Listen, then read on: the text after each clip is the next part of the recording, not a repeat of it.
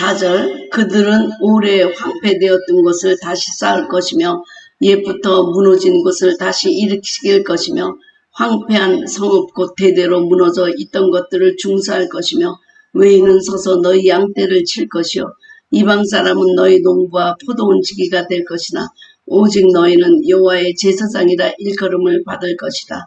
너희들이 너희를 우리 하나님의 봉사자라 할 것이며 너희가 이방 나라들의 재물을 먹으며 그들의 영광을 얻어 자랑할 것이니라. 너희가 수치 대신에 보상을 배나 얻으며 능력 대신에 몫으로 말미암아 즐거워할 것이다. 그리하여 그들의 땅에서 갑절이 나오고 영원한 기쁨이 있으리라. 여러분 4절부터 7절의 말씀을 보게 되면요. 우리가 아주 부유하게 되고 새로운 자화상을 주님으로부터 받게 됩니다. 여러분 외인이 서서 양떼를 친다. 한번 이걸 교회로 상상해 보세요. 네, 교회가 너무 성장해가지고 외국인 사람들이 오고 외인들이 와서 사역을 같이 하게 되는 거 아닙니까? 요새는 뭐 잉글리시 미니스트리라고 미국 사람들이 와서 많이 교회를 도와주고 그런 것도 있잖아요. 그리고 이방 사람이 너희 농부와 포도원 지기가 될 것이다. 이방 사람들의 재물을 너희가 먹을 것이다.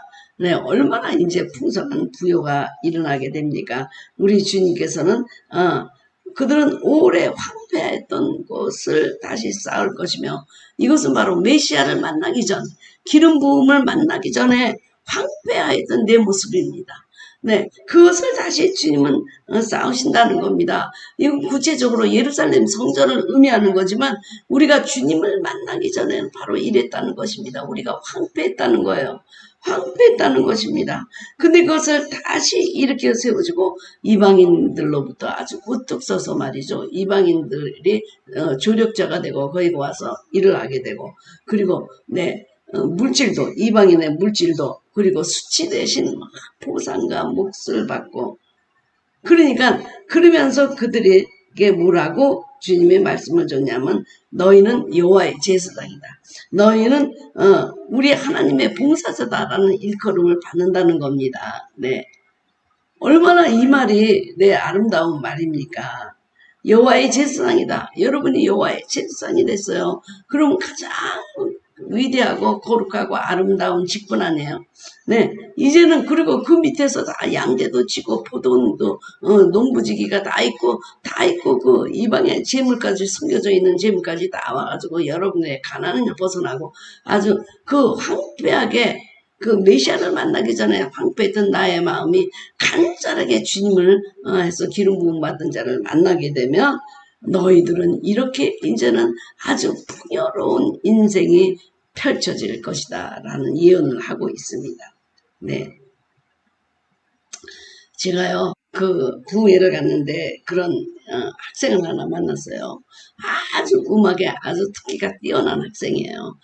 그러니까 그 뭐라 그럴까 그 악기를 다루는데 아주 희귀한 것들 그런 것들을 그렇게 다 하는 거예요. 얘가요 다 기도하고 뭐 그러니까 이제 그 음악을 잘하는 탤런트로 뽑아가지고 시에서 이제 그에게 이제 아주 여러 가지 그 악기를 가르치는 아주 특별한 아이예요. 그런데 너무 뚱뚱해. 그 아이가요. 너무 뚱뚱해. 그러니까 교회에서 다 얘기하는 게 쟤를 누가 데려가 쟤는 시집 못 가 이런 얘기를 이제 맨날 했던 거예요. 그 학생에게. 그러니까 그 음악하는 그 탤런트는 뛰어나지만 너무나 뚱뚱하니까 누가 저 여자를 데리고 갈까 이제 이러면서 시집 못 가 하는 그런 자화상을 줬습니다. 그래서 제가 이제 그 학생을 위해서 이렇게 대운 기도를 하는데요. 하나님의 환상을 보여주시더라고요. 미국 남자가 결혼하는 걸 보여주셨어요. 아주 잘생긴 미국 남자가 이 여자를 너무 사랑해가지고 결혼하는 모습을 보여주고 자녀들도 나서 행복하게 사는 모습을 보여주더라고요. 그래서 이제 대연 기도를 하는 중에 이제 그 다른 사람들을 다 들었는데 정말 잘생긴 미국 남자하고 결혼하게 된다는 말씀을 주님이 주신 거예요. 환상으로 보여준 거예요. 너무나 잘생긴 이 사람은 뚱뚱하고 못생기고 막 그랬는데 그걸 교인들이 다 들은 거예요. 그가 다들 놀린 거죠. 이거 시집 못 갈 여자가 어떻게 저렇게 가게 되냐고 놀랬죠.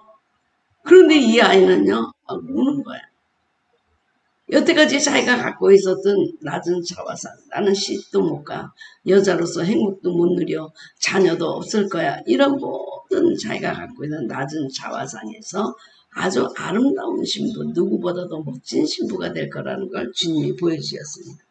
그러니까 여기서 여호와의 제사장이 된다. 이거는 굉장히 그들에게는요, 너무나 이것은 아주 그들에게 영광스러운 직분이었잖아요. 그래서 우리가 주님 안에서 다시 신분이 발견돼서 모든 이방 사람들에게 우뚝 서서 말이죠. 네, 새로운 자존감, 아주 귀하다고 하는 것을 알려주는 것이 예언에 있다는 것입니다. 자존감, 새로운 신분을 우리에게 주는 거예요. 여러분들도 지금 마음에 혹시 나는 뭐 이래서 나는 뭐 가방끈이 짧아서 뭐가 하여튼 굉장히 상처들과 낮은 자존감이 많더라고요. 제가 그 부흥회 갔을 때 만난 어떤 분이 너무너무 이쁘게 생겨서 내가 그분이 이제 호텔에 데려다주고 그럴 때마다 그 여자분이 너무 이뻐가지고 계속 그분을 바라봤어요. 어쩜 이렇게 조각처럼 이쁠까. 네, 그래서 이제 아주 굉장히 부러워하고 그랬는데 어느 날 그분이 저한테 이제 제가 마지막으로 이렇게 라이드해서 너무 고마우니까 대언 기도를 해주겠다고 혹시 뭐 마음에 있는 마음에 있는 걸 고백할 게 있냐 그랬더니 이런 고백을 하더라고요. 목사님, 저는 그 얼굴에 대한 그 컴플렉스가 있어요. 그래요. 얼굴에 대한 컴플렉스가 있다고 그러면서 창피해서 뭐 밖에를 못 나간다는 거예요. 그 얼굴로. 나는 그래서 너무 이상하다고 생각했어요. 내가 저렇게 이뻐서 라이드를 줄 때마다 옆에서 흠모하면서 보던 얼굴이 어떻게 밖에 나가서 창피해서 얼굴을 못 들고 남길 아주 어글리하다. 그렇게 생각하면서 참으로 이것은 주관적이구나 그런 생각을 했거든요. 그렇잖아요. 제가 항상 우리 목사님한테 그래요.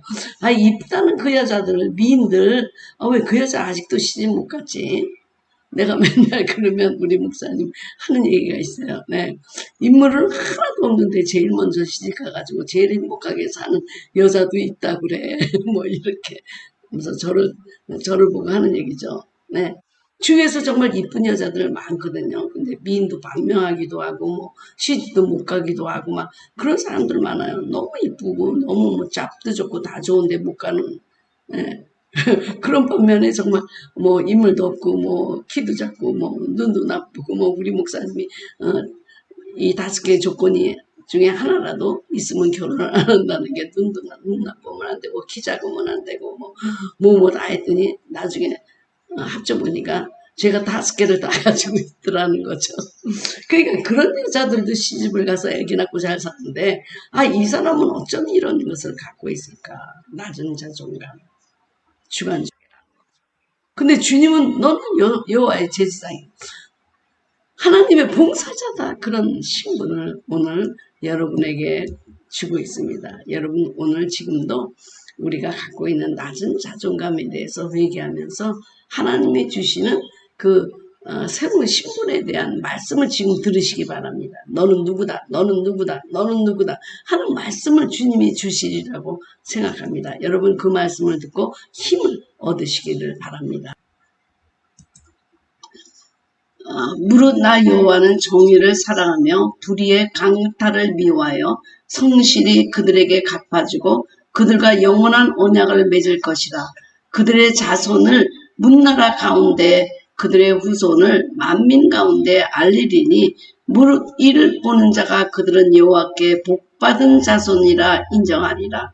내가 여호와로 말미암아 크게 기뻐하며 내 영혼이 나의 하나님으로 말미암아 즐거워하리니 이는 그가 구원의 옷을 내게 입히시며 공의의 겉옷을 내게 더하심이 신랑이 사모를 쓰며 신부가 자기 보석으로 단장함 갚게 하셨습니다.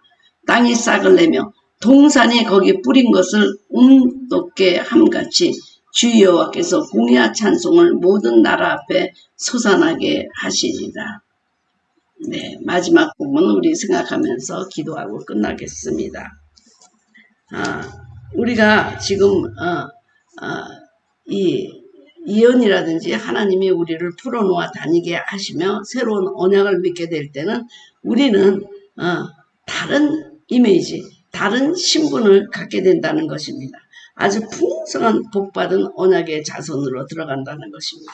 여러분, 우리는 복받은 자손이죠. 그래서 다른 분들이 여러분의 가정을 보고 저렇게 잘 믿는 가정은 저렇게 복을 받는구나, 그런 얘기를 혹시 여러분 들어보신 적이 있습니까?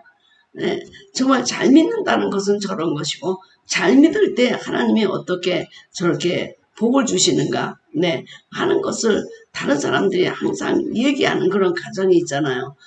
저 가정 정말 부럽다. 하나님의 복이 저렇게 임하는구나. 혹시 여러분들이 그런 말을 들어본 적이 있는지 모르겠습니다. 정말 주님이 우리하고 다시 정의를 살아가며 불의를 강탈을 미워하며 성실히 그들에게 갚아주고, 그리고 다시 우리들과 영원한 언약을 맺고, 문나라 가운데서 정말 여호와 살아계시구나, 그분이 복을 주면 저렇게 사는구나. 이스라엘이 멸시와 천대와 막 이런 수치감 속에 있었는데 주님이 그들을 다시 이방인 가운데 이렇게 세워주면서 그들에게 복을 주시기 시작하니까 정말 복받은 민족이란 저런 것이구나. 그러면서 구원의 옷을 입혀주시고 내 영혼이 항상 즐거워 뛰게 되며 신랑이 사모를 쓰며 신부가 자기 보석으로 단장함 같이 되었더라. 네, 여러분 한번 생각해 보세요. 신랑 신부 모습으로 우리가 다시, 신랑 신부가 사실은 가장 행복한 순간 아니에요. 네. 땅이 싹을 내며, 땅이 싹을 낸다는 얘기는 뭐냐 하면 공의와 찬송이 싹을 낸다, 그런 뜻입니다. 주 여호와께서 공의와 찬송을 모든 나라 앞에 솟아나게 하신다. 솟아나게 하신다. 네, 주님을 위한 찬송이 막 그냥 솟아나는 그런 세계로 이 지금 유대 민족들이, 지금은 너는 포로에 있지만 너는 이렇게 될 것이다 라는 예언의 말씀을 여기에게 선포하고 있는 것입니다. 여러분, 우리는 주님을 만나면 우리의 인생이 달라지고 우리 족보가 달라지고 우리가 복받은 자손이 되는 것입니다. 네, 저 집 돈 많이 벌었어. 저 집 정말 뭐 하버드고 뭐 좋은 인텔리 가정이야. 이것보다도 하나님을 믿으니까 저렇게 복받는구나. 내려갈수록 복받는구나. 대대로 내려갈수록 복받는구나 하는 그 말을 듣는 것이 가장 복된 것 아닙니까? 네. 지금 포로에서 풀어놓아 다니면서 주님은 어떤 모습으로 우리를 나가게 하냐. 신랑과 신부의 그런 모습같이 정말 찬양의 옷을 입혀주시고 기쁨의 기름 부음을 부어주시고 항상 즐겁고, 그러면서 이 세상에서는 하나님을 향한 찬송이 솟아나게 하는 그런 하나님의 복을 받는 자손으로 다시 일어나게 된다는 것입니다. 바로 이 내용이, 이사야 61장 내용이 우리가 지금 대언 기도하는 내용에 다 들어가 있습니다. 우리가 대언 기도할 때 그 형식에 대해서 말씀드릴 때 제가 말씀드리지만, 이렇게 이 이사야 61장만 읽고도 막 우리가 소망이 솟잖아요. 정말 나는 이렇게 됐으면 좋겠다. 지금 나는 이렇게 묶여 있는데 그 말씀을 들으니까 위로가 되고 희망이 있고 소망이 생기는구나, 그런 마음이 벌써 생기잖아요. 듣기만 해도. 근데 이 말씀이 개인적으로 여러분에게 직접 하나님이 주어졌다고 생각할 때 여러분 감격의 눈물이 터지지 않을 수 없는 것입니다. 그래서 대언 사역이 너무너무 중요하고, 일으켜 세워주고 위로해주고 보듬어주고 날개로 안싸 감싸주고, 네, 그래서 뭐 예언이 틀리냐 맞느냐가 아니라 아주 사랑의 쑥으로 항상 품어주고 기도하는 목사님을 존경하는 교회처럼 우리가 이 대언의 기도는 그들을 이렇게 세워주는 것입니다. 마지막 예와 하나를 더 해주고 여러분 끝나도록 하겠습니다. 기도하면서. 여러분, 제가 어디 가서 붕해를 하다가 어떤 여인을 만났습니다. 그러면서 이제 그분을 위해서 제가 기도하는데 한 번도 저는 그 사람을 만난 적도 없는 그 교회 집사입니다.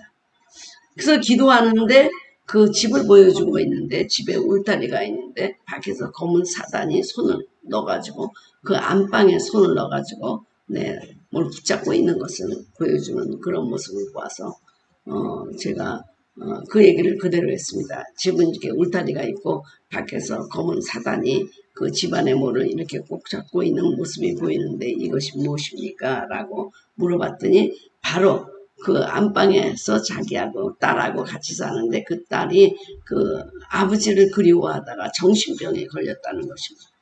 아버지하고 왜 그럼 그리워하냐 그랬더니 아버지가 한국에서 목사인데 바람을 폈대요. 아버지가. 그래서 이 여자가 아내가 그 세상에 다 얘기해서 그 목사 안수도 무효로 시키고 그 가운도 뺏기고 완전히 한국에서는 어디 가서 발붙일 곳이 없도록 창피를 주고 아이만 데리고 미국으로 왔답니다.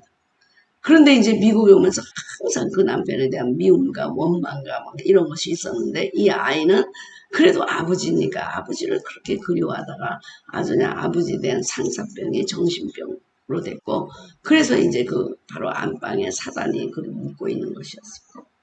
그래서 제가 하나님께 여쭤봤습니다. 어떻게 하면 좋겠습니까? 그랬더니 주님이 만일 그 한국에 있는 남편을 용서하고 데리고 오면 사단이 그 아이를 붙잡고 있는 손을 놓게 될 것이다. 그 외에는 소망이 없다.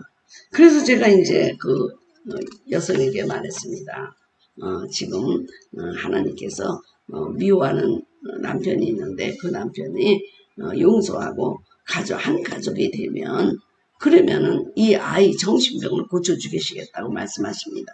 그리고 울타리가 있는데 그 사단이 두 손을 뻗쳐가지고 당신하고 딸까지 다 잡아먹은 것이 아니라 한 손으로 들어가서 딸만 그렇게 한 것은 당신이 기도를 많이 하는 사람이기 때문에 그렇습니다. 그런데 이제 이 담임 목사님도 10년 동안 같이 신앙생활을 하면서 계속 권고했대요. 그 남편 용서하고 데리고 와서 한 가정은 이뤄라. 근데 그냥 절대로 안 듣고 뭐 내가 그 사람을 죽을 때까지 용서하나 보라고 막 그냥 너무너무 막 한에 맺혀가지고 그랬는데 하나님께서 그를 용서하고 받아주면 이 사단이 딸을 붙잡고 있는 손을 놓고 간다.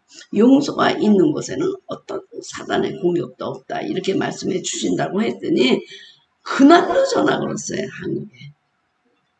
네, 며칠 후에 그 남편이 오고 이 딸은 아버지를 보고 너무 기뻐서 정신병에서 자유로움을 받고 이 가정은 완전히 이제 다른 가정이 된 거예요. 네, 다른 가정.